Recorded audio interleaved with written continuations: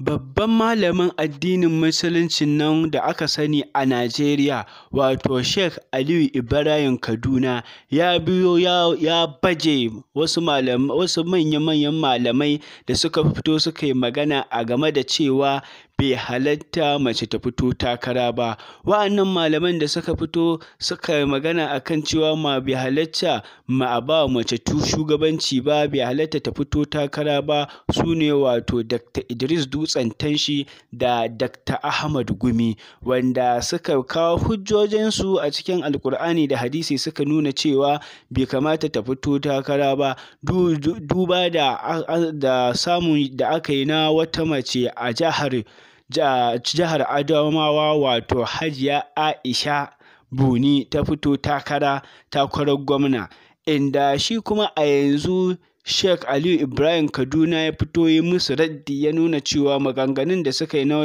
bai kamata da fito takara ba daidai ba ne ba, ya halatta Hajiya Aisha Buni ta tsaya takara tun da dimokuraɗiyya ake.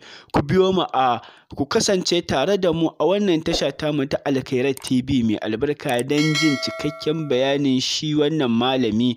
A yi sauraro lafiya. Namiji yana iya tsayawa takara, mace tana iya tsayawa takara a demokaradiyya. Dan naji wasu suna magana cewa wata Hajiya Aisha Binani ko ina ne abin nan garin Adamawa, Hajiya Aisha Binani a garin Adamawa, wai mace ce ba a zaben mace. Wa ya gaya maka? Mutanen gari ku duba macen in za ta yi muku bohol, in za ta kawo muku sauƙin abinci, idan za ta yi muku hanya, idan tana da kirki ku zaɓe ta. A demokaradiyya ba wani bambanci tsakanin mace da namiji. A dai demokaradiyya na san kowa ya yarda demokaradiyya ke. Ko musulunci muke? Shari'ar musulunci muke ko demokaradiyya? Demokaradiyya mace na iya tsayawa takara a zaɓe ta a demokaradiyya. A demokaradiyya don haka idan mutanen Adamawa suka ga cewa wannan Hajiya Aisha mutum mai kirki ce, su zaɓe ta. Jama'a kuna fahimta wannan? Su zaɓe ta, wannan ra'ayinsu ne.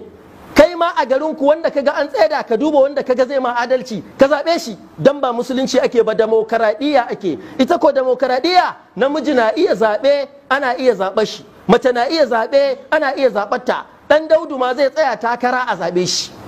To kaji wannan babu matsala, mace tana iya tsayawa.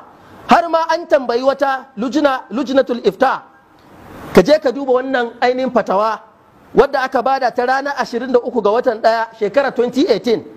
Aka tambayi menene hukuncin mace ta tsaya takara, kuma meye hukuncin a zaɓe ta. Malamai suka bada amsa kamar haka, suka ce babu laifi, la haraja fit taswiti, babu laifi a jefa ƙuri'a ga mace dan ta tsaya wani mukami, dan ta zama 'yar majalisa, wannan ba laifi bane in dai a cikin demokaradiyya ne. Amma a musulunci ina jin nayi wannan bayanin yanzu, a musulunci ba ta da dama, amma a demokaradiyya fa tana da dama.